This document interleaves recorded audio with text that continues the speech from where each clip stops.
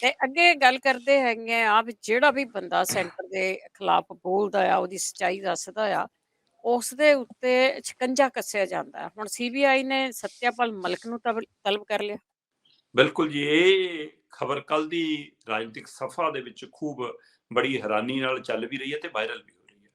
ਸੱਤਿਆਪਾਲ ਮਲਿਕ ਜਿਹੜੇ ਕੇਂਦਰ ਸ਼ਾਸਿਤ ਪ੍ਰਦੇਸ਼ ਜੰਮੂ ਕਸ਼ਮੀਰ ਦੇ ਮਤਲਬ ਕਿ ਉਪ ਰਾਜਪਾਲ ਰਹਿ ਚੁੱਕੇ ਨੇ, ਸੋ ਇਸ ਲਈ ਉਹ ਖਾਸ ਕਰਕੇ ਸੰਘ ਨਾਲ ਸੰਬੰਧਿਤ ਨੇ, ਭਾਜਪਾ ਨਾਲ ਸੰਬੰਧਿਤ ਨੇ।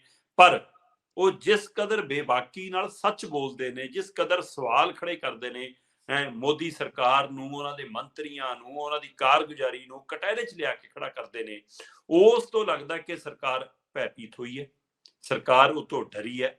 ਤੇ ਉਹਦਾ ਨਤੀਜਾ ਹੈ ਕਿ ਉਹਨਾਂ ਨੇ ਕੇਂਦਰੀ ਏਜੰਸੀਆਂ ਦੀਆਂ ਮੂੰਹ ਸੱਤਿਆਪਾਲ ਮਲਿਕ ਕੰਨੀ ਨੂੰ ਵੀ ਕਰ ਦਿੱਤੇ ਨੇ। ਬਿਲਕੁਲ ਜੀ, ਤੁਹਾਡੀ ਗੱਲ ਦਰੁਸਤ ਹੈ। ਸੀਬੀਆਈ ਨੇ ਬਕਾਇਦਾ ਸੱਤਿਆਪਾਲ ਮਲਿਕ ਨੂੰ ਦਿੱਲੀ ਦੇ ਵਿੱਚ ਉਹਨਾਂ ਦੇ ਹੈੱਡਕੁਆਟਰ ਦੇ ਵਿੱਚ ਪੇਸ਼ ਹੋਣ ਲਈ, ਤਲਬ ਹੋਣ ਲਈ ਸੱਦ ਲਿਆ। ਬੇਸ਼ੱਕ ਇਹ ਹੀ ਹੈ ਕਿ ਸਾਡੇ ਹੈੱਡਕੁਆਟਰ ਦੇ ਗੈਸਟ ਹਾਊਸ 'ਚ ਆ ਜਾਓ ਜੀ, ਤੋਂ ਕੁਝ ਸਵਾਲ ਪੁੱਛਣੇ ਨੇ, ਉਹ ਇਹ ਤਲਬ ਕਰਨਾ ਹੀ ਹੈ ਜਨਾਬ, ਉਹਨਾਂ ਨੂੰ ਬੁਲਾਉਣਾ। ਅਸਲ ਦੇ ਵਿੱਚ ਮਾਮਲਾ ਜੰਮੂ ਕਸ਼ਮੀਰ ਨਾਲ ਸੰਬੰਧਿਤ ਇੱਕ ਮਤਲਬ ਉਸ ਤਰ੍ਹਾਂ ਦਾ ਇੱਕ ਜਿਹੜਾ ਕਹਿੰਦੇ ਜੀ ਉੱਥੇ ਘੁਟਾਲਾ ਹੋਇਆ, ਬੀਮਾ ਘੁਟਾਲਾ। ਉਹ ਕਹਿੰਦੇ ਜੀ ਇਹ ਏਜੰਸੀ ਹੈੱਡਕੁਆਟਰ ਤੇ ਉਹਨਾਂ ਨੂੰ 28 ਤਰੀਕ ਨੂੰ ਬੁਲਾਇਆ ਗਿਆ ਤੇ ਉਹਨਾਂ ਨੂੰ ਕਿਹਾ ਗਿਆ ਜੀ ਕਿ ਤੁਸੀਂ ਦੱਸੋ ਜੀ, ਜਿਹੜਾ ਤੁਹਾਡੇ ਕਾਰਜਕਾਲ ਦੇ ਦੌਰਾਨ ਮਤਲਬ ਕਿ ਸਰਕਾਰੀ ਮੁਲਾਜ਼ਮਾਂ ਦੇ ਲਈ ਇੱਕ ਸਮੂਹ ਬੀਮਾ ਯੋਜਨਾ ਲਿਆਂਦੀ ਗਈ ਸੀ, ਉਹਦੇ ਵਿੱਚ ਕਹਿੰਦੇ ਜੀ ਕੋਈ ਲੈਣ ਦੇਣ ਦਾ ਘਪਲਾ ਹੋਇਆ, ਅਸੀਂ ਉਹਦੇ ਬਾਰੇ ਤੁਹਾਤੋਂ ਜਾਣਕਾਰੀ ਹਾਸਲ ਕਰਨੀ। ਉਹਨੇ ਜਾਣਕਾਰੀ ਹਾਸਲ ਕਰ ਲਈ ਹੈ ਜਾਂ ਸੱਤਿਆਪਾਲ ਮਲਿਕ ਦੀ ਜ਼ੁਬਾਨ ਬੰਦ ਕਰਾਉਣ ਲਈ? ਹੁਣ ਉੱਥੇ ਸਵਾਲ ਹੋਣਗੇ ਜਾਂ ਨਿਰਦੇਸ਼ ਦਿੱਤੇ ਜਾਣਗੇ, ਇਹ ਚਰਚਾ ਮਾਖੂਬ ਨੇ। ਕਿ ਉੱਥੇ ਇਹ ਕਿਹਾ ਜਾਊਗਾ ਕਿ ਮਲਿਕ ਸਾਹਿਬ ਇਸ ਉਮਰ 'ਚ ਤੁਸੀਂ ਕੀ ਲੈਣਾ, ਤੁਸੀਂ ਇੰਨਾ ਕੁਝ ਭੋਗ ਲਿਆ, ਤੁਹਾਨੂੰ ਪਾਰਟੀ ਨੇ ਕਿੰਨਾ ਕੁਝ ਦਿੱਤਾ, ਤੁਹਾਨੂੰ ਸੰਘ ਨੇ ਕਿੰਨਾ ਕੁਝ ਦਿੱਤਾ, ਤੁਸੀਂ ਹੁਣ ਮਤਲਬ ਕਿ ਏਦਾਂ ਆਰਾਮਦਾਇਕ ਜ਼ਿੰਦਗੀ ਬਤੀਤ ਕਰੋ, ਕੱਲ ਨੂੰ ਤੁਹਾਡੇ ਬਾਰੇ ਹੋਰ ਸੋਚਿਆ ਜਾ ਰਿਹਾ।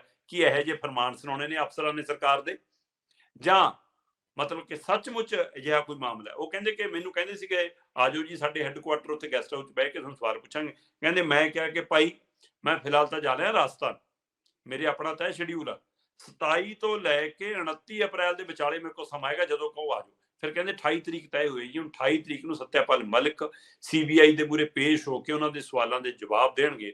ਪਰ ਦੇਸ਼ ਦੀ ਰਾਜਨੀਤਿਕ ਸਭਾ ਔਰ ਮੀਡੀਆ ਸਭਾ ਔਰ ਆਮ ਸੁਚੇਤ ਧਿਰਾਂ ਦੇ ਵਿੱਚ ਇਹ ਚਰਚਾ ਛਿੜ ਗਈ ਹੈ ਕਿ ਸਰਕਾਰ ਜਿਹੜੀ ਵੀ ਧਿਰ ਸਵਾਲ ਕਰਦੀ ਹੈ, ਜਿਹੜਾ ਵੀ ਵਿਅਕਤੀ ਸਵਾਲ ਕਰਦਾ, ਜਿਹੜਾ ਵੀ ਖਾਮੀਆਂ ਗਿਣਾਉਂਦਾ, ਜਿਹੜਾ ਵੀ ਕਿਉਂਕਿ 3 ਖੇਤੀ ਕਾਨੂੰਨ ਤੇ ਆ ਪੁਲਵਾਮਾ, ਇਹੋ ਜਿਹੇ ਮਸਲਿਆਂ ਦੇ ਉੱਤੇ ਵੀ ਜਿੰਨੀ ਖੁੱਲ ਕੇ ਸਵਾਲ ਸੱਤਿਆਪਾਲ ਮਲਿਕ ਨੇ ਕੀਤੇ ਬੀਜੇਪੀ ਨੂੰ ਜਾਂ ਕੇਂਦਰ ਸਰਕਾਰ ਨੂੰ ਜਾਂ ਮੋਦੀ ਸਰਕਾਰ ਨੂੰ ਜਾਂ ਇਹਨਾਂ ਦੀਆਂ ਨੀਤੀਆਂ ਨੂੰ ਲੈ ਕੇ, ਸੋ ਉਸ ਦਾ ਸ਼ਾਇਦ ਨਤੀਜਾ ਮੰਨਿਆ ਜਾ ਰਿਹਾ ਕਿ ਉਹਨਾਂ ਨੂੰ ਸੀਬੀਆਈ ਨੇ ਇਸ ਲਈ ਤਲਬ ਕੀਤਾ।